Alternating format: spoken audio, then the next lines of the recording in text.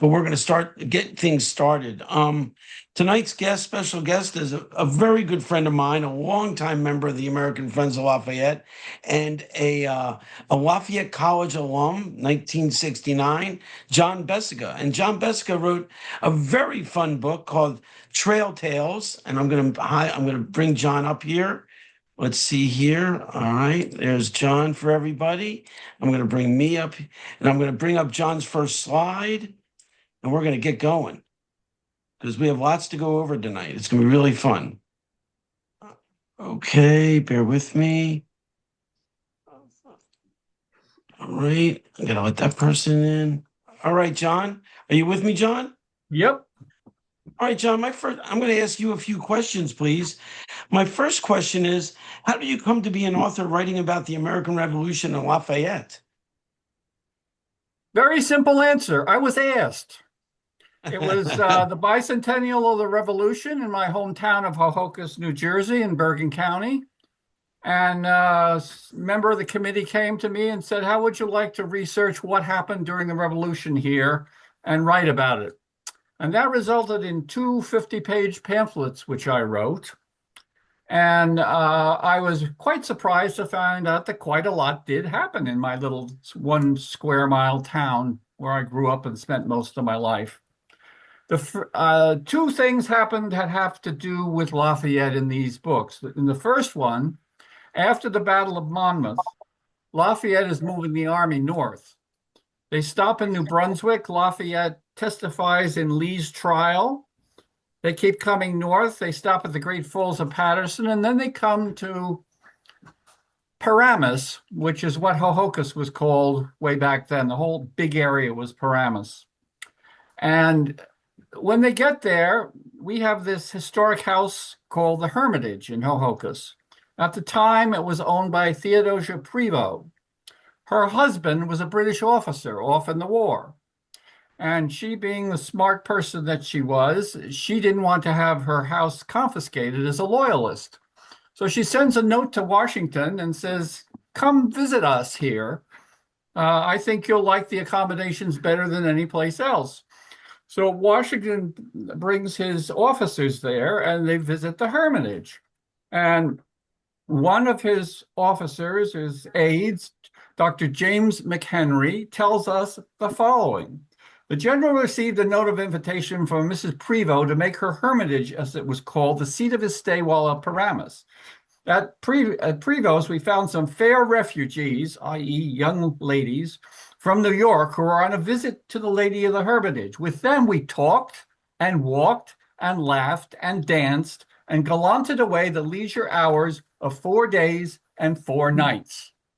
So while many people can say that Lafayette slept there, we can say that Lafayette and Washington slept and danced at the Hermitage in Hohokus, New Jersey. Because of my dual interest in the Hermitage and Lafayette, I also found a letter in the Washington papers where Washington later asked Lafayette, he says, the ladies at the Hermitage told me that Marie Antoinette had sent my wife Martha a gift, but it had been confiscated in New York. Can you find out anything about this? Unfortunately, we don't know the result of that because has no reply from Lafayette has ever been found. The second thing I wrote is about the big skirmish in the middle of town. And there was a lady named Helen Brasher who was living in the Hopper House as a lodger. They had fled New York City when the British took over because her husband was a staunch patriot and had a price on his head. Turns out Helen Brasher was a Courtwright, and she had a niece named Elizabeth Courtwright. And who does Elizabeth Courtwright grow up and marry but James Monroe? So as we should know, Lafayette and the Monroes were very friendly with each other. And in fact, after the terror was over and Gouverneur Morris saved Adrian from the guillotine, she was still in jail. She was in jail over a horrible winter. But Morris was recalled and the Monroes arrived, and the story goes that Elizabeth Monroe arrived in an elegant carriage at the prison to visit Adrian, and they eventually were able to get her out of prison. Next question. And next slide, correct? Yes. I can do it. I thought I could do it. Oh, there we go. Next question, John. Very quickly, what sources are out there that you use to write Lafayette's triumphant tour? Well, this is a pretty general list of the major things that you can go to if you want to read about the tour. Levasseur, Barbaro, Lardier, Nolan, Brandon, McIntyre, and Cole. And in addition to this, there are local things that are written, like somebody wrote a whole book about exactly what happened in Kentucky. So next slide. All right, John. What is the general format of your book? We're not there yet. Oh, So next slide. okay. Sorry. There you go. There you go. Sorry. All right. Everybody thinks that the Levasseur tells you what happened on the tour. Not really true. It's not a travelogue, and it was not meant to be. It tells only a fraction of the stories about what happened to Lafayette. I estimate about 30% of what's in my book is in Levasseur. And so, not to get in trouble with our president, Alan Hoffman, who translated the book, these are his words. Lafayette brought his secretary, Levasseur, along the tour for the purpose of sending dispatches back to France to be published in friendly newspapers and journals. The purpose of these reports would have been to demonstrate the success of the American experiment in republicanism and to influence French public opinion in favor of the liberals who had been soundly defeated in the election of 1824. Well, these dispatches weren't working very well, and the book was not published until 1829. And being a New Jerseyan, it really irks me that Levasseur skips things. He skips the whole second trip that Lafayette made through New Jersey on Bastille Day in 1825. And if you don't believe me, look at the book on page 533. Next slide. So they got Barbaro and Lardier to write a book trying to do the same things. This was published earlier in 1826. Again, an attempt to influence French public opinion. And again, it omits many events that happened during the tour. Our AFL member, Peter Riley, discovered this. He and I paid to have it translated, and it is available online. The next one, Nolan, an AFL founding member, is very important. He was from Reading, Pennsylvania, and he wrote a lot of history about Reading, and he does a day-by-day discussion of where Lafayette was the 4 times he came to America, twice during the Revolution, right at the return tour afterwards, and the grand tour we're talking about. And this is very helpful. I'll give you an example. The people in Caldwell, New Jersey came to me and said, we're trying to prove that Lafayette was here in 1824. And I said, no way, Jose.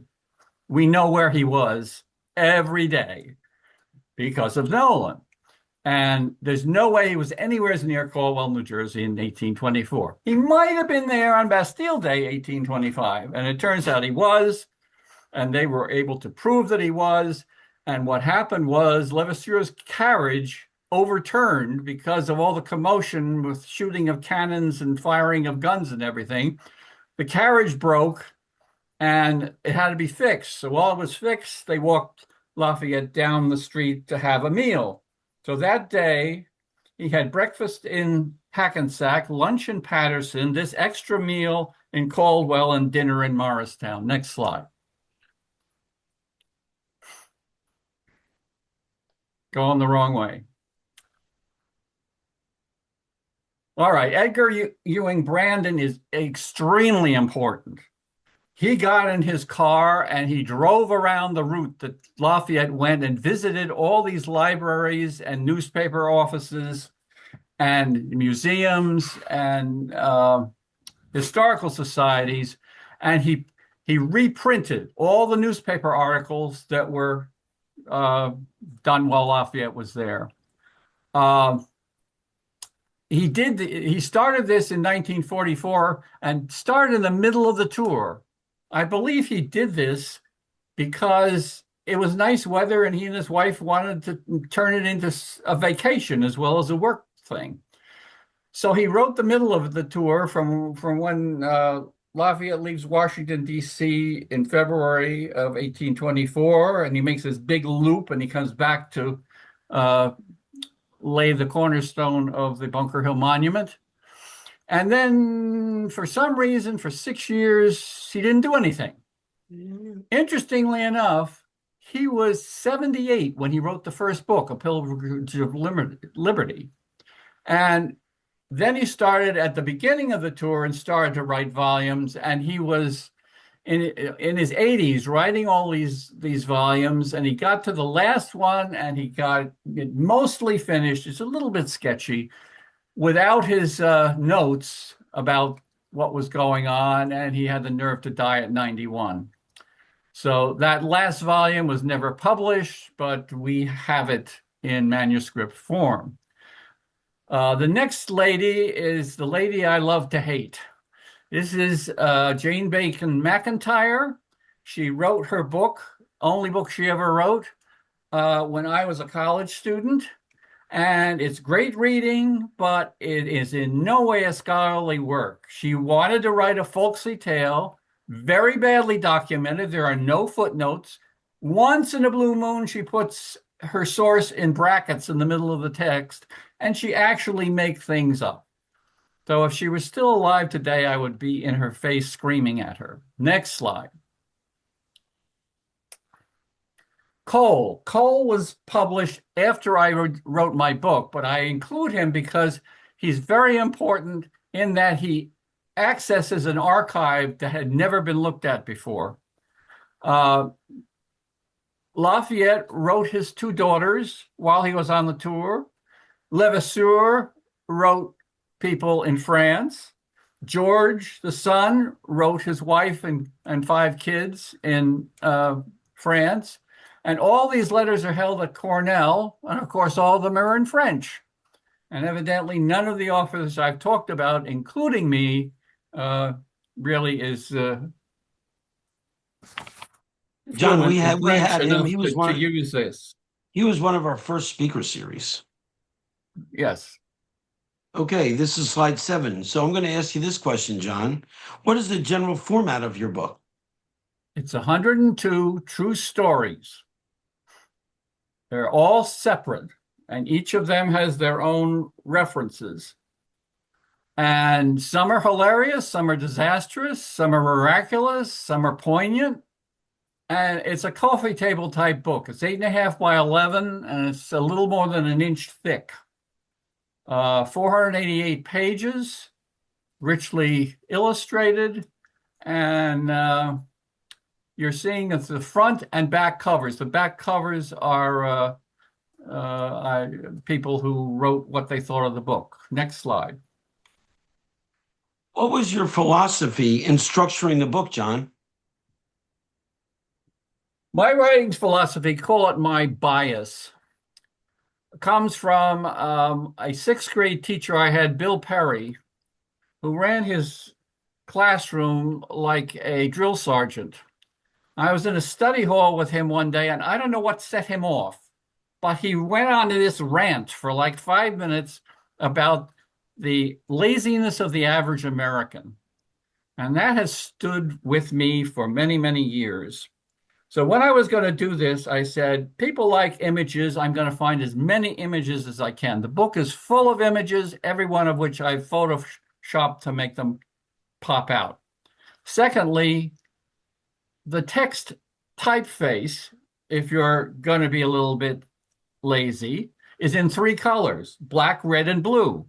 If you want to get the meat of the story, only read the red and the blue. If you want everything, read the black as well. I understood that I was writing to an audience that was probably mostly older, So the text is all bold 14 point. It's huge. And that's fine for younger readers too, because if you remember when you learned to read English, the type was huge. Fourth, if there's anything I can't stand, it's an academic who wants to show how smart they are by using big words and terminology that nobody understands. This book is written so that if you give it to your grandchildren, your neighbors' children, your friends' children, anybody fourth grade and older should be happy reading the stories in this book. I credit that to learning English in grammar school from my teachers, Mrs. Mercier and Mrs. Bickel, and from a high school teacher I had when I was a junior, Susan Culloden, who demanded that we write at the level of a college student. So I learned early on to structure sentences and paragraphs and do sentence diagramming, which has not been used for many years, I guess. Next slide. I assume that my readers are at ground zero. I have two terrible stories about this. The first one I use a lot when I'm talking about Lafayette, and that was a Lafayette College professor was talking to a student from our rival Lehigh Vernon University down the valley, and she said to him, well, who was Lafayette? Was he a big donor to the school or something? That's my one bad story. And there's an even worse story that happened recently with our esteemed Gazette editor, Jan O'Sullivan, who met a college student who didn't even understand that Lafayette was the name of a man. So if you're going to pick up this book and you know nothing about this Lafayette, you need to learn something. So there's a 7-page introduction starting with his birth and going through everything he had to do with the United States and why we honor him. Then I use backstories. Example is the story of Lafayette dedicating a memorial to Casimir Pulaski, the father of the American cavalry. If you don't know who he was, this story isn't going to mean much to you. So I tell you in a backstory who he was. Example of an after story. Lafayette's in Tennessee, and he's visiting Andy Jackson. Jackson pulls out these two gorgeous pistols, and he says, do you recognize them?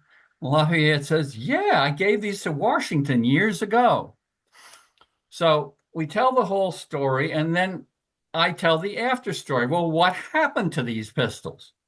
Well, it turns out that Andy Jackson gave them back to the Washington family. They were passed around members of the Washington family for a while. Then they ended up in a dealer's store, and they were sold to a couple other private people. And fairly recently, they went up for auction, and the Richard King Mellon Foundation paid almost $2 million for them, and then donated them to the Washington Museum at Fort Ligonier in Western Pennsylvania. So I try to fill in anything people might not know so that everything makes sense in the book. And just as I was putting it to bed, I realized that the first printing of the book, which was done for the Lafayette Alliance in Georgia, both versions use their logo, which has Kernan in it. So I explain what Kernan is. I show Lafayette's coat of arms from a book plate when you open the first page of the book. And lastly, what was this going to look like? Well, I became enamored of the book that you see on the slide. It was done for the Queen's Museum exhibit that took place in the 1990s. And it was a beautiful book illustrated with a lot of the paintings of Lafayette. So it's same size as mine, 8.5 by 11, black covers, but not quite as thick. So given everything I've just said, what publisher would ever publish this? The answer is none. It wouldn't be economically feasible. So what I've done is made a donation. The first donation went to Lafayette Alliance, and they published the first printing. This donation has gone to the AFL, and they published this printing. And they have paid my printer, which is East Penn Imaging in Bethlehem, Pennsylvania. Heman Patel owns the company, and he may be on here tonight. Uh, and I was just so thrilled when I saw the quality of what came out. He got a great big hug from me. So if you buy the book, and I hope you will, understand that you're getting a real bargain because the printing costs are almost double what the AFL is asking you to pay. All right, Next John. slide. Well, these are the book contents layout.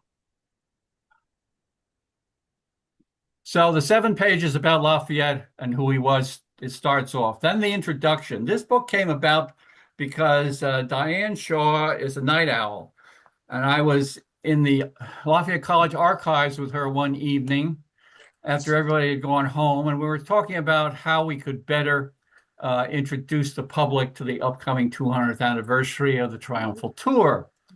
And I thought that writing short stories, richly illustrated, would be a nice way to do this. And I started writing, and I got up to 26 of them, and I had been sharing them with Dr. Richard Ingram of the Lafayette Alliance, and he kept urging me on. And I got some of them were published in newsletters, and I got to the point where I was at 26, and I'm looking at my desk with a list of what I might write on in the future. I said, this is going to become a book, and it ended up, it was. I do a summary of the trail route with a trail map, and I do connections to well-known individuals. It never ceases to amaze me. Back then, the populations were so small that people we know well today because of their fame knew each other. Lafayette visited Washington's tomb twice, all the living presidents twice, and Andy Jackson, who would be the next president. And he had connections to a lot of people in the arts as well. And that's all in my list. The fifth thing that I write is a day in the life. I wanted to people to understand what was going on in between all these tales. What was a general day in Lafayette's life along the tour? Then we get to the meat of the book, which is 102 tales and tidbits, each with sources at the end. And I call the shorter ones tidbits. A lot of them are just one page, just because they're short. The inside back cover tells a little bit about me.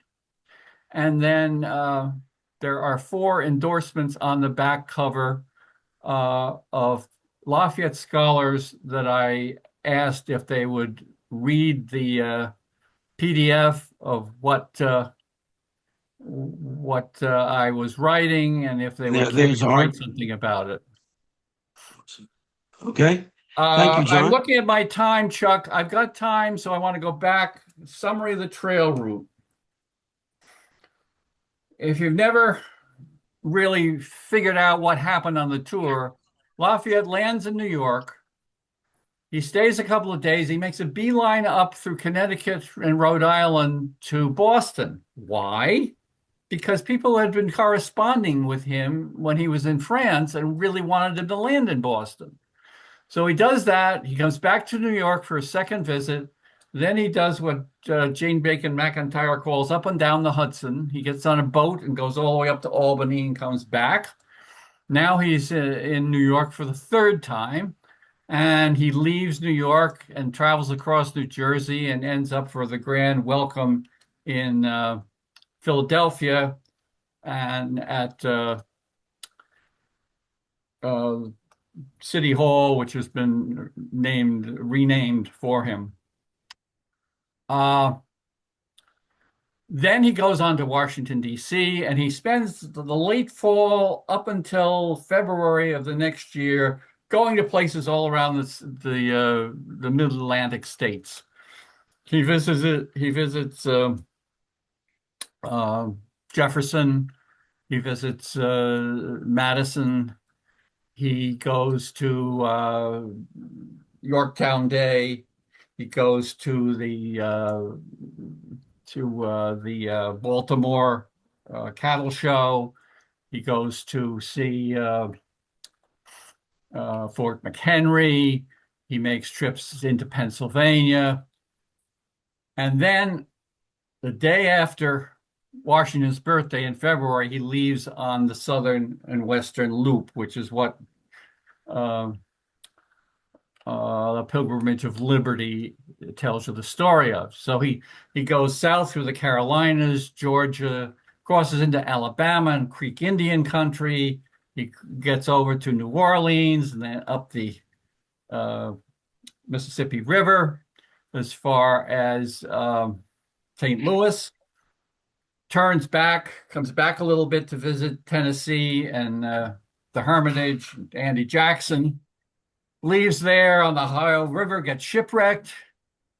From there on, he goes to Louisville, Kentucky, goes all through Kentucky, makes a trip across the river to Cincinnati, stops at Wheeling, West Virginia, and now he's into going north in the western part of Pennsylvania, all the way up to New York State, where he gets to Buffalo and sees Niagara Falls. And now he's heading east back to get to Boston for the dedication of the memorial there. And parts of the way he uses the Erie Canal, which is almost finished at the time. So he's going to be there dedicating the Bunker Hill Monument. He stays there for a few days after that. Then he takes a tour of New England to complete his 24 states of the Union visits.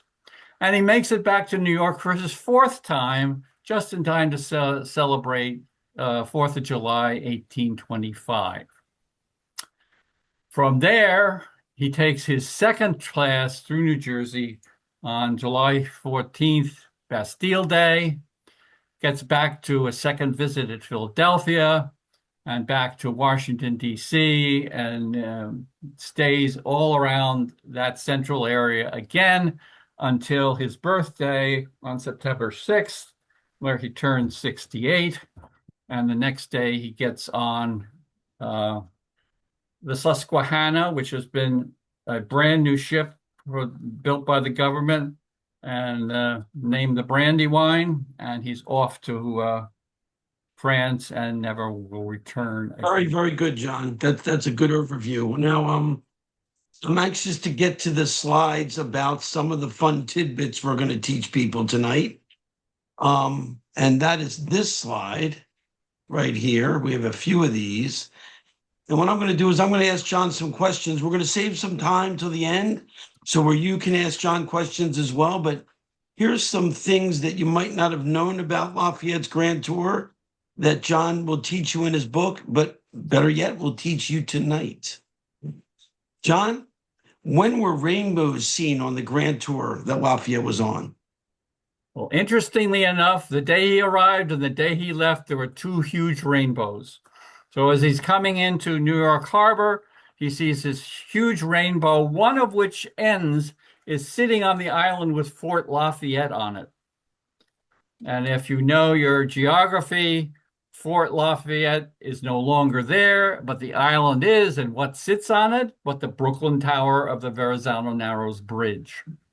On the way going home, as he's leaving the Chesapeake Bay, another rainbow shows up from shore to shore. And this is one thing that Levasseur does describe in detail. Thank you, John. That's fascinating. Hey, John, why was Lafayette unable to mount a horse during the tour? Well, most people along the tour route thought that he limped because of his being shot in the leg at Brandywine. No, that healed. But after he was repatriated to France after being in prison for 5 years, he was coming out of a marine building in Paris in 1803 and slipped on the ice and he broke his femur bone. I don't think he actually broke the ball joint, but he broke the bone. And he was never a person to ignore new inventions. He was early on somebody who had himself inoculated against smallpox, for example.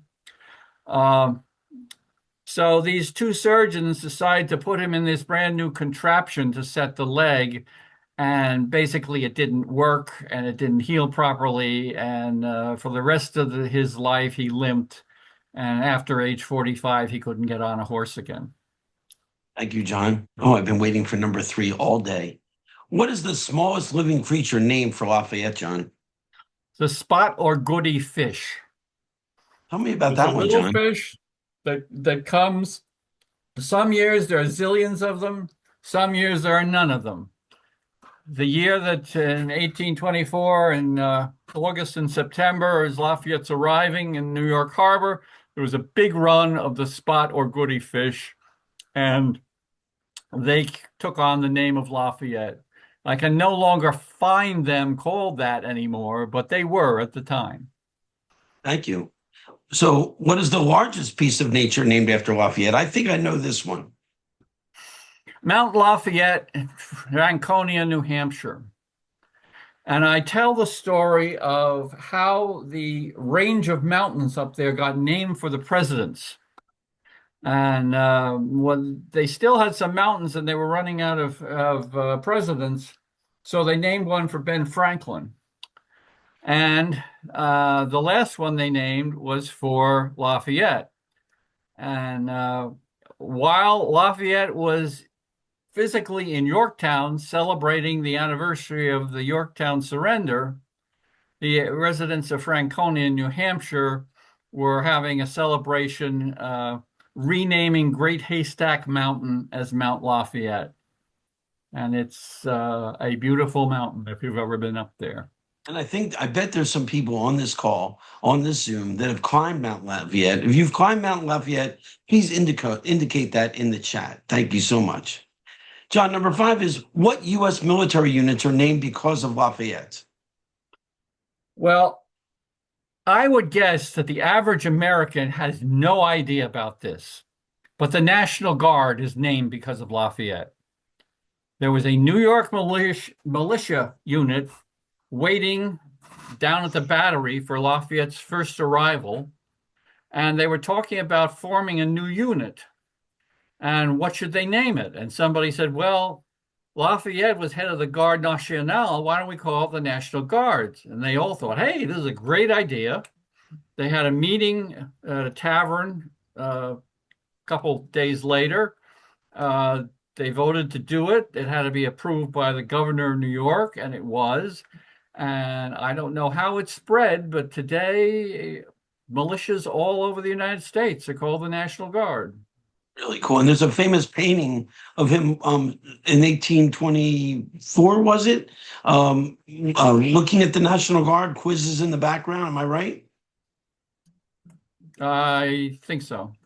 All right, I'm going to bring that up later. All right, why did Lafayette not like kissing ladies' gloved hands? Because all the tchotchke sellers were making gloves with his image on them. So if he kissed a lady's hand, he was likely to kiss his own face. And I tell this in the story of Dorothy Hancock, who he met he had known her for years, and he met her in Boston. Dorothy Hancock was the great aunt of writer Louisa May Alcott. And Louisa May Alcott wrote a novel, An Old-Fashioned Girl, where she tells this whole story of Lafayette and her great aunt meeting. So I picked that part of the story about him kissing her hand. Thank you. Now, I know where one is, but where's the second key to the Bastille in the U.S. today, please, John? Well, where do you think the first one is? I think the first one might be in Mount Vernon. Of course it is. Lafayette sent the key to Washington. Washington hung it in the vestibule, along with a painting of the Bastille being destroyed. But he also was invited to a Masonic event and was unable to attend, but he promised that he would come back later. And he finally did attend it, and he brought with him another key to the Bastille. I tell the backstory of the Bastille keys. There could have been like 400 of them, but a couple dozen people know where they are today. So Lafayette gave the key to the Masons, and it resides in the George Washington Masonic Memorial in Alexandria, Virginia.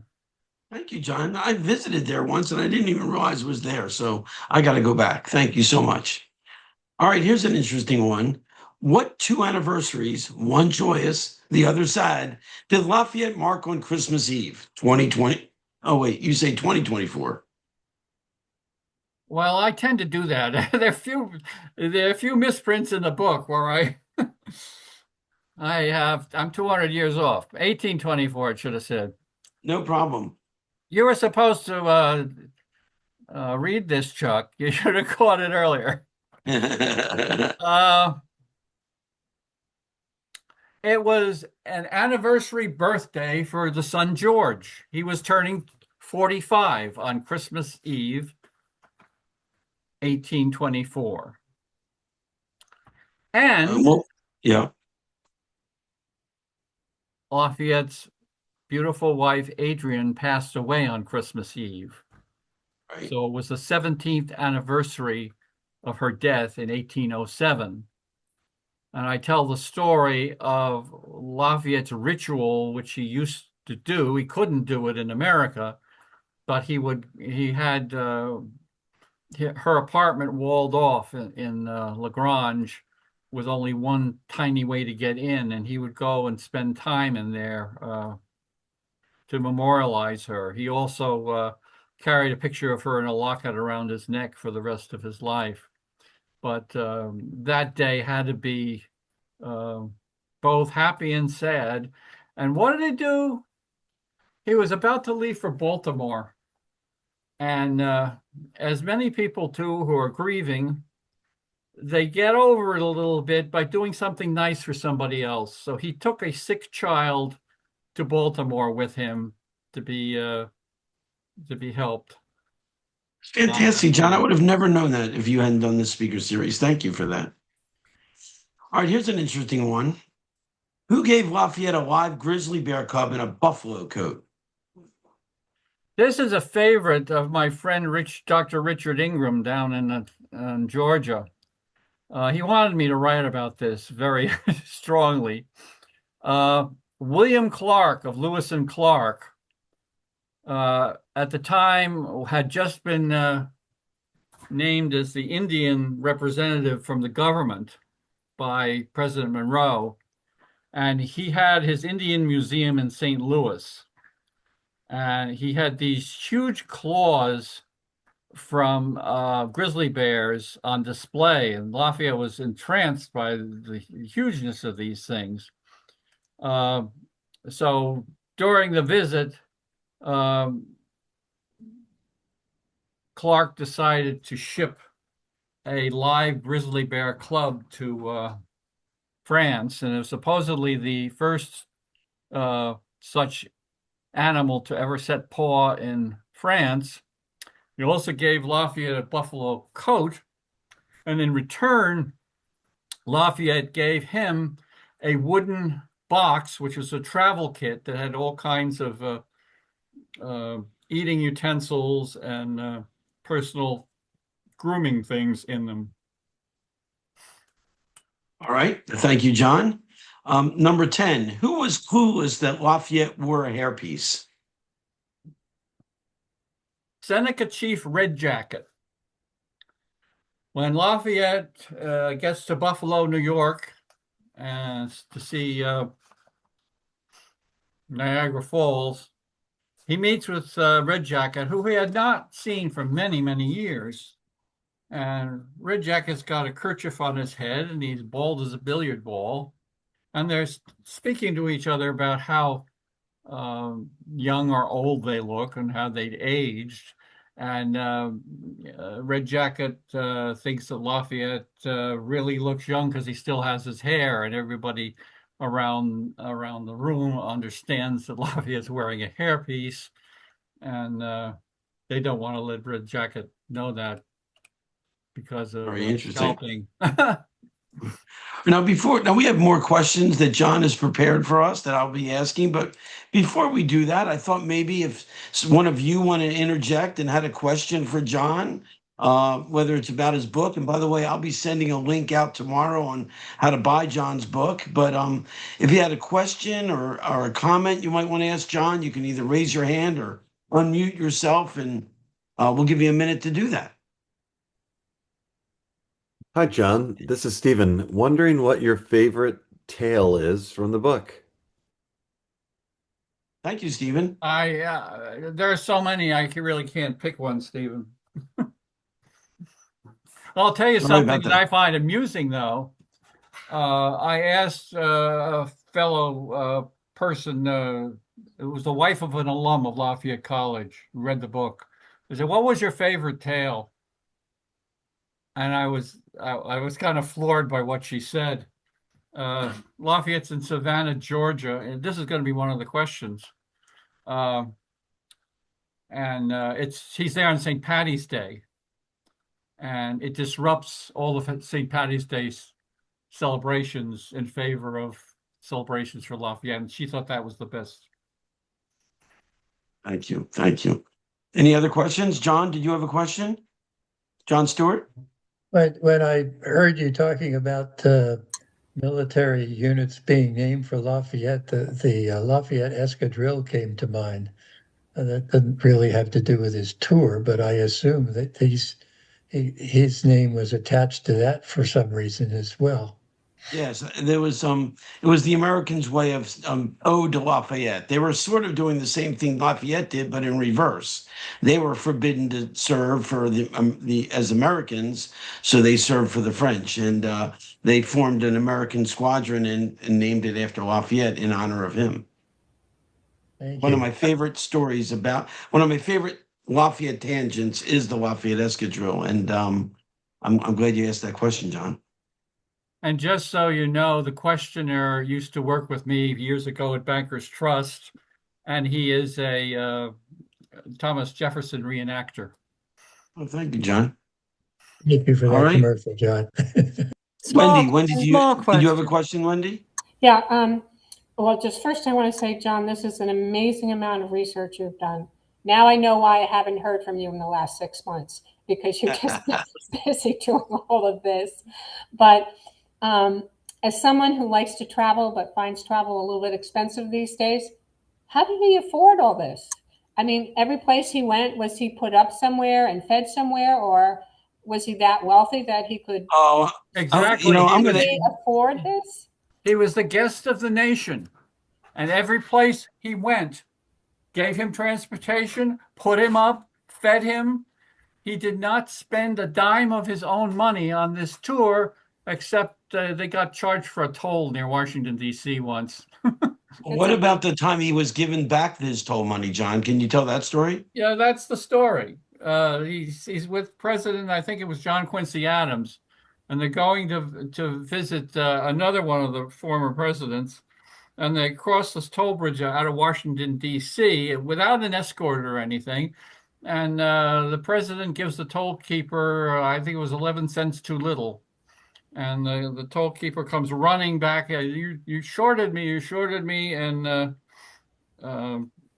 then he recognizes Lafayette and he said, "Oh, no, I can't collect a toll." And the president says, "No, you'll get the 11 cents because this is a private thing. This has nothing to do But it with wasn't it." the That happens president to that was. be one of Alan Hoffman's favorite Yeah, stories. I was almost going to put him on the spot and ask him to tell that story. He does a good job of that. All right. Any other questions before we go on to the 10 that were prepared? I had one Oh, question. Elise, you had a. I know Martin and Elise. Martin, you first. Okay. Yeah, I just wanted to find out. It was a really great talk so far. Really fascinating. I'm definitely looking forward to getting the book. Just wanted to find out: are they tales? Are they represent? Is each state represented with a tale? Or I didn't want to. Was curious about. Was there a breakout? Generally, you think of like 24 states. You have a little over 100 tails. Is there like 5, 6 per state, or it just really varies? They were selected because I found out about them, and in the book, they're more or less chronological. And I found out a lot about them through Jane Bacon McIntyre, the lady I love to hate. Good question, Martin. Thank you. And again, I will send the link out tomorrow so you can buy the book. Elise, did you have a question? It was just a tiny question about when he said he was taking a sick child to Baltimore. Can we assume that he was going to the Hopkins because they had good medical in Baltimore that maybe wasn't in Washington? I have no idea. Didn't say. Good Okay. question, though, Elise. And you're looking good. Wait, Yeah. Alan Hoffman. Hey, Chuck, we Yeah. got 20 more questions, you know. Don't worry. I got my president raising his hand, but he's got to unmute. He's got to unmute.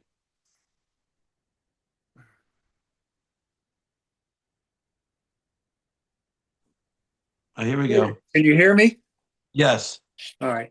No, it's just a comment. What I like about the story of the toll bridge is Levasseur's comment after he tells that story.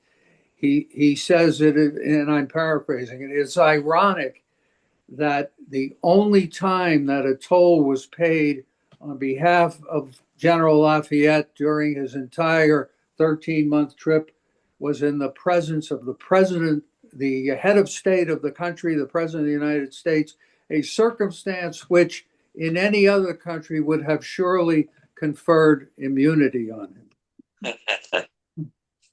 Thank you, boss. All right, let's get some more questions here. Question number 11. Let me see if I can see this. Whose housing expenses did a generous Lafayette pay for? Hannah Archer Till, who was a cook for Washington and for a short time for Lafayette during the Revolution. She was 103 years old at the time he was doing the tour. He found out that she was, I think she was living in Philadelphia, and he went to see her and found out that she was about to be evicted. We really don't know whether it was a lack of rent or mortgage or what, but Lafayette paid for her to remain in her lodgings, and she lived another year. I have met her a couple of times along the trail. We did a talk in Morristown, New Jersey together, and I was remonstrating her for not explaining that she had a very important position with Washington because there was a lot of poisoning going on during that time. And there's a great picture of the two of us laughing over that. I gotta tell you, for somebody who was 103 years old and she's now 303, she really looks good. Okay. You're going to confuse our viewers, John. It's 200 years since the tour, and she was 103. What was AFL founder Stuart Wells Jackson's relationship to Lafayette's shipwreck on the Ohio River? Well, one of the passengers on the ship was Mr. Nielsen, and he was the owner of the Paragon, the elegant ship who was going south and came upon the wreck and turned around at great expense to Mr. Nielsen to take the survivors, and they all survived, back north to Louisville.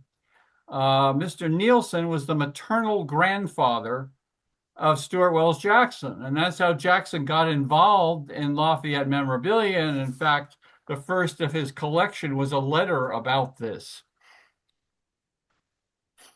Thank you, John. All right. What was the biggest criminal activity during the tour? What belonging of Lafayette was stolen? What happened to it? Biggest criminal activity was pickpocketing. And I tell the story of Lafayette's pocket watch being pickpocketed. And this was a special watch because Washington gave him this watch engraved about the winning at Yorktown, back in the Revolution. And somebody stole it out of his pocket. And there were rewards put out for it. And it was never found during Lafayette's lifetime. It was eventually found 50 years later in a Louisville, Kentucky pawn shop. So what happened was the U.S. government bought it, and they presented it to Lafayette's oldest male living heir. Lafayette had his son, George, and George had two sons, Oscar and Edmund. Oscar received the watch, and unfortunately, Oscar's wife died in childbirth with their first child, which was going to be a boy, and the boy didn't survive either. And Edmund never married. So that would have been the end of the Lafayette name. But if you know the genealogy, there were a number of relatives of the daughters who petitioned the French government to add Lafayette to their long names. And that is why there are relatives of Lafayette today named Lafayette. The other interesting little tidbit I'll tell you about Edmund, which is not in this tale, it's in another tale, but it's there if you look in the book, is that Edmund was on the committee for the Statue of Liberty, and he actually signed the deed of gift from France to America for the Statue of Liberty. Next. Thank you. That's very interesting. Probably not as interesting as question number 14, though. If a gentleman was introduced as married, Lafayette would exclaim, "Happy man." What would Lafayette exclaim if the man were single, John? Lucky dog. Lucky dog. And I told that story at an AFL meeting in Annapolis, and I thought a couple of people were going to split a gut and fall off their chairs. And the interesting thing about that story is he was meeting with his friend, Colonel Polk, and Lafayette misunderstood Polk, saying that Polk's wife had died. Lafayette had known his wife, and he unfortunately said "lucky dog" after he found out that the wife had died when he didn't mean to. But the other interesting thing about this story is I have found references to it in 6 different states that Lafayette visited. So he didn't use it just once. He used it all over the place. Wow. That's Well, probably I the personally feel lucky to be married. I'm tale. just going to say, yeah. All right. What was the name of the inn in Maryland that Lafayette's escort refused to let him stay at? The Waterloo Inn. Why? Waterloo is not a happy thing to talk about for a Frenchman. Oh, I understand. Well, I guess you're right. Okay, I understand. Very good. And the inn was owned by people from Europe who were in favor of Waterloo, and they made the innkeeper keep the name, and he was not happy about it. The other interesting thing is later in the tour, there's the swivel gun incident that happens in Waterloo, New York, and not a word is said in that tale about the fact that it was named Waterloo. Very interesting. All right. During the tour in Connecticut, Charlie was admonished to behave for the greatest man in the world. Who was Charlie? Charlie was a carriage horse waiting to convey Lafayette in Connecticut. And his groom is standing there waiting for him, and he says, "Behave pretty, behave, Charlie. You're going to carry the greatest man in the world." And I end the tale by saying, "And so he did." Oh, cool. All right, John. Who was Peter Francisco, and what honor did his son give to Lafayette? Peter Francisco came from an island in the Azores. He was kidnapped from his home as a young child and dumped on a wharf in America, and couldn't speak English. He was 5 years old. He got taken in by some people, and he grew to be this giant of a man. He ended up being a blacksmith. I first learned about Peter Francisco when a relative of his talked to us in Norfolk, Virginia, to the AFL about this. I thought it was a made-up story, but it's not. This guy was a real fighter in the Revolution. Lafayette first met him at Brandywine, and Lafayette was there when he met when Francisco met his wife. His wife was falling down the stairs of a church, and Peter Francisco saved her. And the honor the son did give to Lafayette was that his grandson was going to be named with Lafayette's name in his name. All right, very good. Now, I know Samuel Morse painted Lafayette, but what led him to invent the telegraph? The story of Samuel Morse is really sad. He was very devoted to his wife. He came from Connecticut, and he was commissioned by the city of New York to paint Lafayette's portrait. And he was in Washington, D.C. doing so when his wife, who was only in her 40s and maybe even her 30s, and had recently had a child, but that had nothing to do with anything. She had a heart attack and died. Oh, God. So he gets a letter from his father-in-law or his father, I forget which, explaining this. So he goes rushing back to Connecticut. When he gets there, he finds out the services are over and she's already been buried. So he missed the whole thing. And he really grieved her tremendously. And when he later in life met somebody who was working on the telegraph, he glommed onto that because if the telegraph had been in existence, he would have known his wife was sick and he might have been able to get back to her. I had no idea. Very interesting.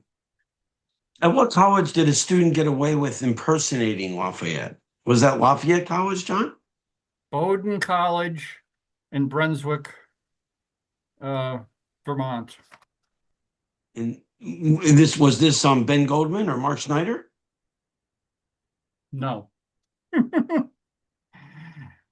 Lafayette, in the beginning of the tour, was supposed to come to Brunswick, and he never got there. But he said that he would come back, and he did. He didn't actually get to Brunswick, but he got nearby, and the people from Brunswick came to him. But meanwhile, it was not well known that Lafayette was not going to arrive. So one of the students at the college dressed up as an older person and was able to fool people into thinking that he was Lafayette. We Wow, don't know what ever happened to that student because we only have the story of what he did. And when Lafayette finally got there, an address was given by Henry Wadsworth Longfellow's dad, and Henry Wadsworth Longfellow actually wrote a poem about this event, which is in the book. Thank you, John. All right, now, you guys, it is about 8:30. I'm not going to end because we have some more questions. Feel free to, if you have to leave, obviously leave, but we're going to continue because I'm learning so much, and hopefully you are as well. Question number 20 is, what did Lafayette do about the swivel gun accident? Well, the swivel gun accident happened in Waterloo, New York, and they had this old cannon that they were firing before he arrived. And the people who were manning it decided it would be a great idea to put a double charge in it. And this was a bad idea, and I think they realized it and were scared to set the thing off. So a soldier happened by, and they gave him, quote, the honor of setting it off. And he set it off. The gun exploded. A piece of shrapnel hit the guy and killed him. And when Lafayette found out about it, because the town fathers said that they didn't want to tell him about such a melancholy accident. Can you believe this? Wow. So a couple of months later, it catches up to Lafayette, and he sends $1,000 to the family because this soldier was supporting his widowed mother and a couple of siblings. Right. Okay. Another impersonation of Lafayette. There was a meet and greet in New York City, possibly on Lafayette's 67th birthday, September 6th. Who impersonated Lafayette that day? Philip Van Cortlandt, whom Lafayette had known from the Revolution, and came to travel with him when he first came on the tour. And I'm not sure that this is a true story. It's a secondary source written by two ladies in the late 1800s who claim that Lafayette got tired of shaking hands. Well, Lafayette would stand for hours and shake hands with anybody. But in this case, they claim that he disappeared and everybody was shaking hands with Van Cortlandt and didn't realize it. Okay. Where was there a near riot? Because Lafayette arrived after dark and few admirers could see him as he transversed the city. Newburgh, New York. Ooh. And he's having dinner inside, and this riot is starting to form outside. And the mayor is informed of this. So the mayor takes Lafayette by the hand and walks him up the steps to a balcony. And they look out over the crowd. And the mayor says, you know, you're keeping Lafayette from traveling to the places where he's said he has to be. Do you want to do this? And the mayor talks them out of the riot. All right. Now this is going to be good for our Lafayette Day. What 15-year-old who would become a famous poet was part of Lafayette's honor guard in Richmond, Virginia? Edgar Allan Poe. Bonnie just yelled that from her office in the other room. I was recently in Richmond for Lafayette Day in Virginia and toured the Poe Museum. And in my book, there is a Saturday Evening Post poem that was written in 1824, and it's about Lafayette's visit to Washington's tomb. And the editors of the paper think that it might have been a very early work of Edgar Allan Poe. It's only signed Edgar. And so I talked to the head of the museum there, and he is researching with some scholars to see if they really think this possibly could have been written by Poe. Since then, I've found the entire poem, only the first verses in the book. But Oh, please, I want to mention that the Poe Museum in Richmond was a wonderful tour, as is the Poe Museum in Baltimore, and both of those museums do reference Lafayette in them. So I highly recommend both those in Richmond and Baltimore.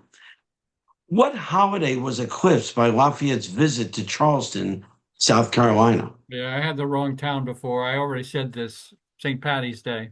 Got it. What island that Lafayette visited on the tour was he tempted to buy? He wanted to buy an island. Goat Island at Niagara Falls. His hosts that were taking him on the tour of the island wanted to sell it for $10,000. Lafayette could have afforded to buy it because Congress had given him $200,000 in a land grant. But Lafayette finally came to the realization that it was way too far away from France. But this is one place where Levasseur really gives you great detail about they just stood in reverie watching the falls and then the tour of all the lush vegetation on the island. All right, let's see here. What state received its nickname from a song written for Lafayette's visit? Wow.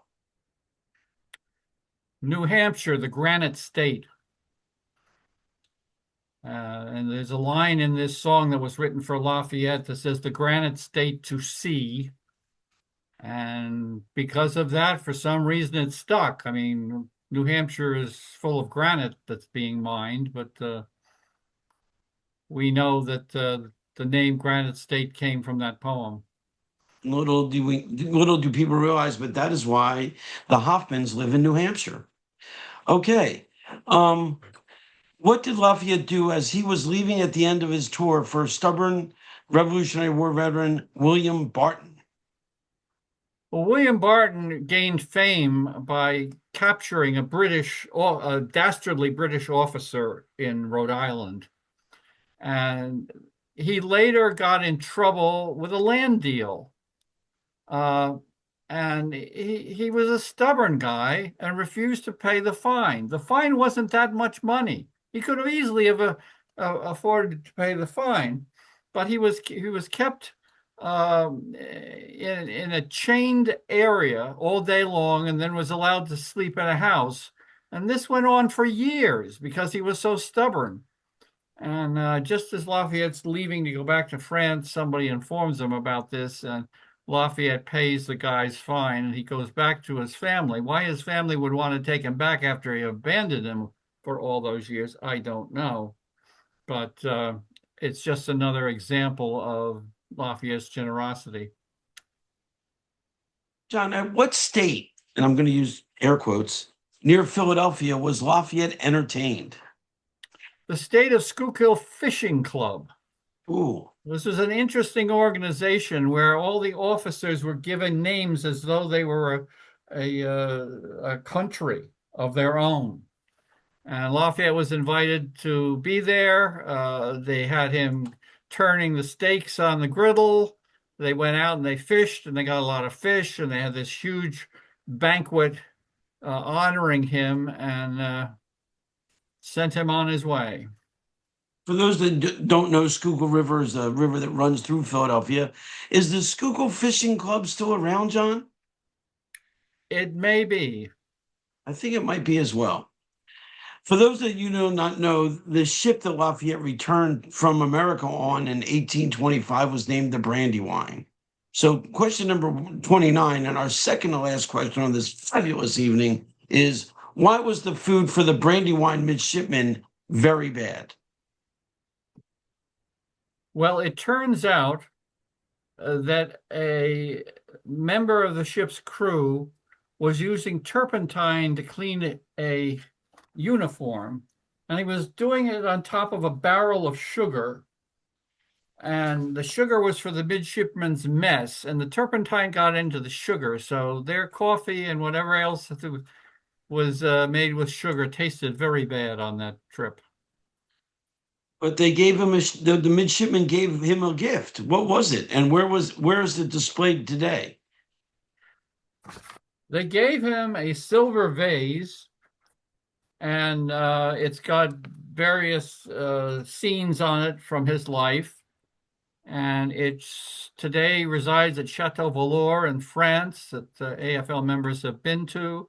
And it's the branch of the family that Virginie Lafayette, who came to be on our 200th anniversary tour for part of it, that's the branch of her family. Yeah, we did visit it twice, and the Brandywine Cup is there. Ernie saw it. I see Ernie right here. A lot of us saw it. So we've been actually to the Chateau Valor 3 times, and it's quite an impressive artwork. It's a silver urn, for lack of a better word. Okay, I want to just add a little bit more, Chuck. Okay. Since the book has been published, I continue to write for the AFL Gazette. And in the book, we don't know whether Lafayette actually visited Allegheny College in Meadville, Pennsylvania. They had a copy of a page of a guest book, but they didn't know where the guest book came from. Since then, they have discovered the actual guest book in their archives, which proves that it was a college guest book and not a tavern guest book. And some people have come forth who knew that Lafayette did talk on the main steps of the building that was being built for the college at the time. So, that updates that story. I've also written a story about pickpocketing along the tour to go along with the story of the stolen watch. The story about Pompey Fortune, where I couldn't figure out who Buchanan was. it's because the eyewitness account misnames Buchanan. He was a he was not a general and he was not a major. And when I finally figured out who it was, I can figure that all out. And the other thing that I had not put in the book was what happened in Kentucky. Three interesting things happened in Kentucky. They made this huge cake in the form of a castle, probably to make him remind him of his home, Lagrange. And nobody wanted to cut into the cake because it was so gorgeous. So they saved it for breakfast the next day, and nobody wanted to cut in the cake. So they had the Masons decided that they would hold it for their next event. I can't imagine it didn't spoil. And then there's a story of Sophie Stedman that her father writes. She was a 12-year-old tomboy who wanted to beat all the other girls. So when Lafayette came, she was able to wrangle a seat right next to him at the table. And when he was finished his meal, she grabbed the plate he ate off of. And then there's the story of they're visiting another place in Kentucky, and they made a 500-pound cheese for him.